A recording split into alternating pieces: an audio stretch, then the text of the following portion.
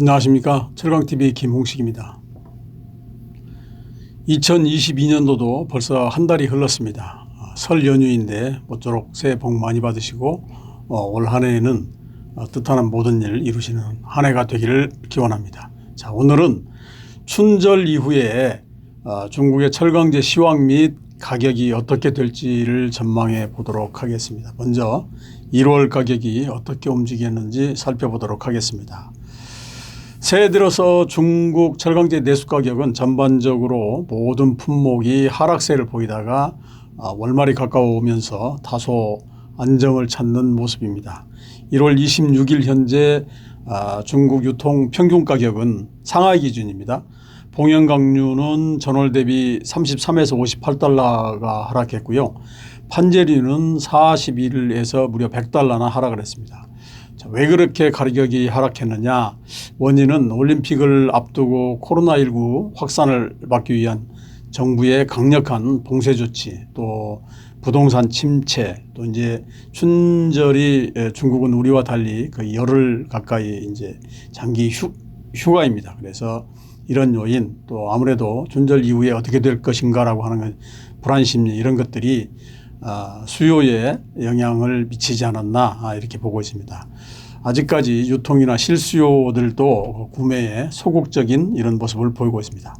이제 관심은 정부가 금리도 내렸고 돈도 더 푼다라고 했는데, 자, 이 효과가 철강제 수요 및 가격에 언제쯤 영향을 미칠 것인가 하는 부분인데요. 자, 이 부분은 잠시 후 전망해서 말씀을 드리도록 하겠습니다. 자, 그럼 2월 달은 어떻게 될 것 같으냐? 우선 이제 원가를 좀 살펴보겠습니다. 1월 원료 시장을 보면 철광석과 강점탄 그리고 스크랩 모두 그래프에서 보듯이 가파른 우하향 상승 곡선을 보였습니다.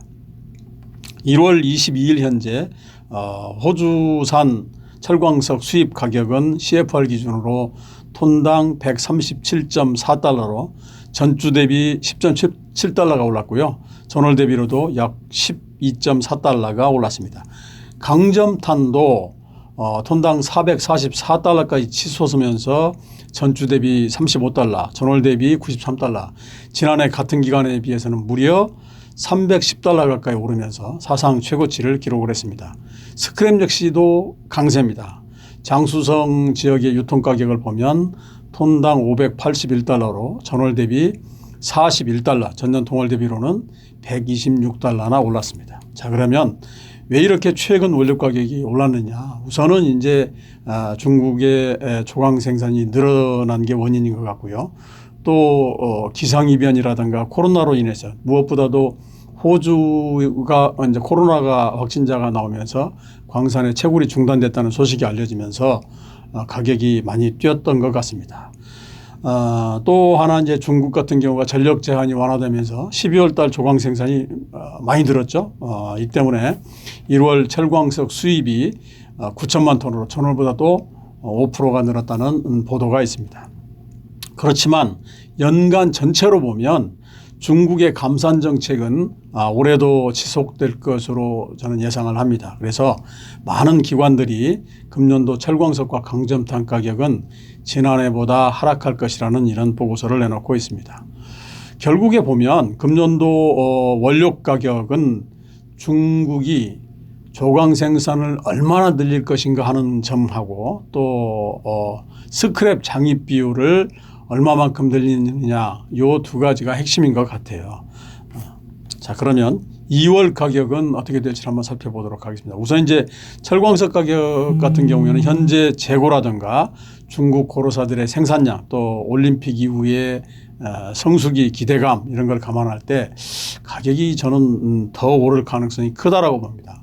앞서 말씀드렸다시피 호주가 지금 광산 채굴을 중단한 상태인데, 이게 뭐 의도적이든 아니면 정말로 코로나 때문에 그런지는 알 수는 없으나 만약에 요게 언제 이 채굴 중단이 언제쯤 끝나느냐도 변수인 것 같아요. 그래서 개인적으로 철광석 가격은 여기 그래프에서 보시면 고점이 뭐 200달러, 220달러를 넘었던 적이 있는데 여기까지는 아니더라도 아마 2월 달에 160달러 전후까지 오르지 않겠느냐, 이럴 가능성이 커 보인다.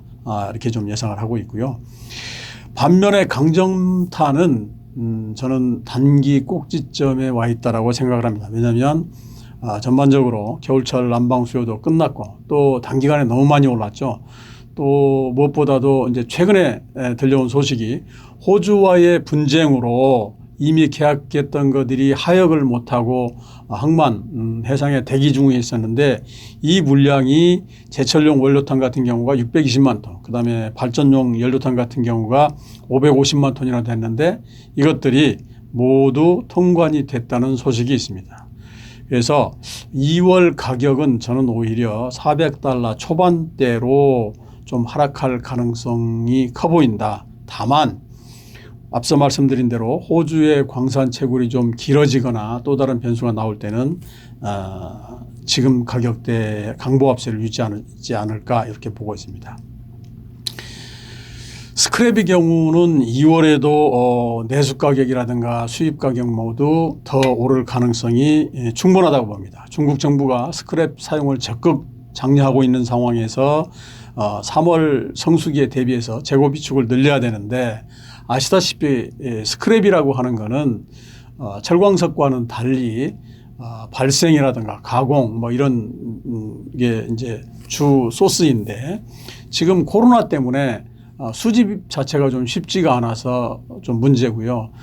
제조업 같은 경우에는 중국은 또 올림픽 기간이라든가 뭐 코로나 봉쇄 이런 것들로 제조업 가동 중단을 많이 하고 있고, 또 자동차 같은 경우에는 반도체 문제로 생산이 조금 문제가 되는 이런 것 때문에 전반적으로 스크랩이 공급이 수요를 따라가지 못하고 있는 이런 상황입니다. 그래서 2월 달의 경우에는 수입 가격은 톤당 570에서 580달러, 내수 가격은 아마 600달러도 찍을 수 있지 않나, 이렇게 좀 예상을 하고 있습니다.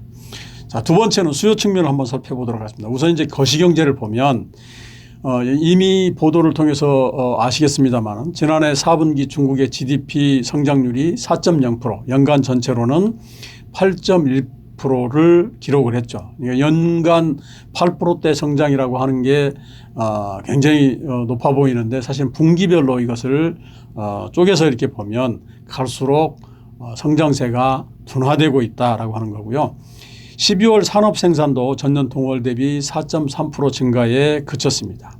자, 그러면 문제는 이제 이게 침체가 앞으로도 더 지속될 것이냐, 아니면 이게 이제 저점에 도달했느냐라고 하는 건데, 저는 개인적으로 이렇게 길게 가지는 않을 거라고 봐요. 1분기까지는 아마 분명히 제조업이라든가 거시경제 전반적으로 영향을 미치겠지만, 지금의 어떤 자금 방출이라든가 금리 인하라든가 유동성 확대 이런 것들, 또 이런 걸 감안을 하면은 2분기부터는 중국 경제가 지금보다는 좀 더 살아나지 않을까, 이렇게 좀 보고 있고, 다만 우려스러운 점은 뭐냐면, 이러한 유동성 확대 정책에도 불구하고 과연 그러면 예전과 같이 다시 급반등을 할 수 있느냐, 그런 성장 동력이 있느냐라고 하는 관점인데, 제가 여러 번 여기 철강TV에서도 말씀을 드렸습니다만, 중국이 안고 있는 구조적인 문제, 예를 들어서 지방정부의 부채 문제라든가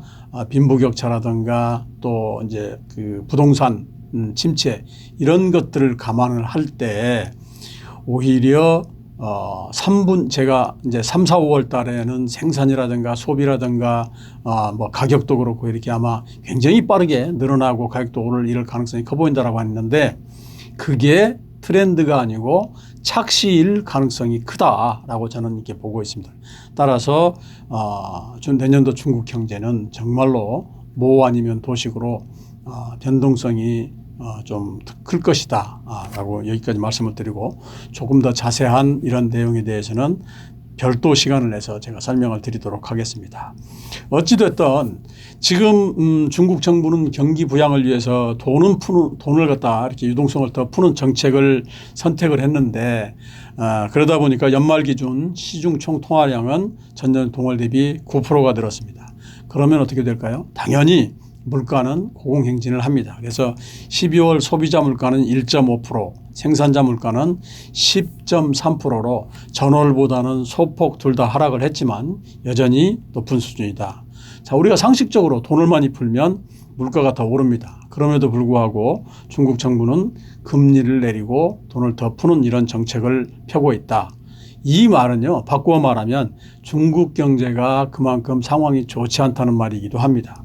어찌됐건 이렇게 유동성을 확대를 하다 보니까 제조업 원자재 구매 지수, 우리 PMI라고 이렇게 얘기를 하죠. 요거는 50.3까지 오르면서 2개월 연속 상승세를 보이고 있다라고 하는 거고요. 실물 경기를 한번 보도록 하겠습니다. 아직까지는 하락세가 이어지고 있죠.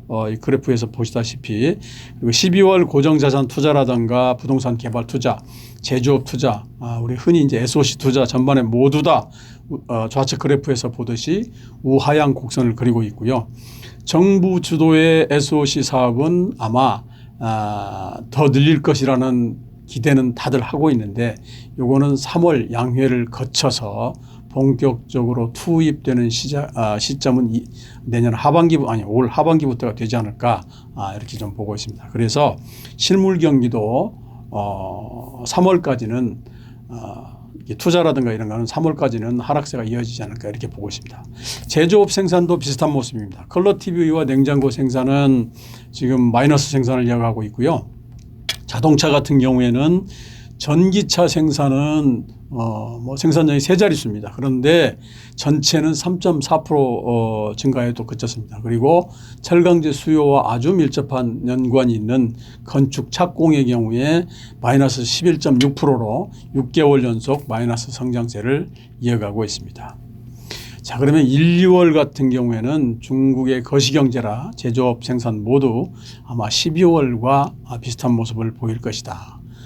왜냐하면 2월 달에 이제 올림픽이 열리는데요. 예전 같으면 올림픽이 열리면 그 가전제품 매출도 늘고요. 그 다음에 우리가 집에서 뭘 시켜 먹는다든가 나가서 일단 밖으로 나가면 뭘 많이 사 먹잖아요. 그래서 식료품 매출도 늘고 이렇게 해서 소비가 전반적으로 확대가 돼야 되는데 지금 보면 한쪽에서는 코로나 때문에 제로 코로나 정책 때문에 도시 전체를 봉쇄를 하거나 나가지 말라고 하는 경우 심지어 이번 춘절 연휴에도 동관이라든가 수저우 이런 데에서는 고향에 돌아가지 않을 경우에 인당 500위안을 준다 이런 정책까지 펴고 있거든요. 그렇게 보면 이 말은 뭐예요? 돌아다니지 않는데 소비가 일어날 리가 없죠. 그래서 예년처럼 올림픽이 일어났다고 해서 특수가 나지는 않을 것이다. 이렇게 보고요. 공급 측면을 보도록 하겠습니다. 자, 12월 중국의 조강 생산량을 보니까 8,619만 톤. 그래서 전월보다는 무려 1,688만 톤이나 늘었고요. 물론 전년 동월 대비에 비해서는 506만 톤 정도가 줄었어요. 그래서 누계 생산량은 10억 3,550만 톤으로 전년보다도 2% 정도 줄었습니다. 자, 2월 달 같은 경우에는 춘절 연휴도 있지만 또 올림픽 기간이죠. 그래서 이 기간 동안에는 아마 패럴림픽이 끝나는 3월 초까지는 감산이 계속될 겁니다. 따라서 1월 조강 생산은 저는 개인적으로 한 8,500만 톤 정도, 그다음에 2월 달에는 춘절 연휴, 장기 연휴가 있고 그렇기 때문에 8천만 톤을 밑돌 것으로 이렇게 예상을 하고 있습니다. 자, 재고 동향을 한번 볼까요? 1월 마지막 주 5대 품목의 시중 총재고는 약 972만 톤 정도 되고요. 그래서 전주보다도 54만 톤, 전월보다 93만 톤 정도가 늘었지만 지난해 같은 기간에 비해서는 850만 톤 정도가 줄어든 상태입니다. 또 광철공업협회가 집계하는 그 시중 메이커 재고를 보면 1315만 톤으로 초순보다도 23만 톤 정도가 늘었지만 지난해에 비해서는 89만 톤 정도가 줄었습니다. 5대 품목의 주간 출하량, 이게 마이스틸이 집계를 하는데요. 총 851만 4천 톤입니다. 그래서 전주보다도 64만 5천 톤, 전월보다는 88만 7천 톤, 지난해 같은 기간에 비해서는 무려 한 240만 톤 정도가 줄었습니다. 줄어든 이유는 여러분이 더 잘 아실 거예요. 춘절 연휴 있고 올림픽 기간 동안에 제조업이라든가 공사 중단 이런 게 원인으로 풀어되고요. 자, 과거의 데이터를 이렇게 쭉 보면 춘절이 끝나고 나면 본격적으로 재고 비축을 시작하게 됩니다. 왜냐하면 이제 성수기에 대비를 해야 되니까요. 그래서 이것도 아마 어느 정도는 가격에 영향을 미칠 것으로 이렇게 보고 있습니다. 자, 세 번째 이제 주요 변수를 볼까요? 사실 2월 달에는 큰 변수는 없어요. 그래서 굳이 꼽자라고 한다면 지금 이제 그 오미크론 이 바이러스가 중국에도 물론 전체 확진자 수는 뭐 300명대 200명 그러는데 어쨌든 너무 강하게 규제를 하고 있기 때문에 요게 더 확산될 것이냐, 또 확산이 된다라고 하면 중국 정부가 지금처럼 도시 전체를 봉쇄하는 강력한 조치를 취할 것이냐라고 하는 것들입니다. 한 달 넘게 봉쇄 조치를 취했던 시안 같은 경우에는 여기가 인구가 무려 1,300만 명인데요.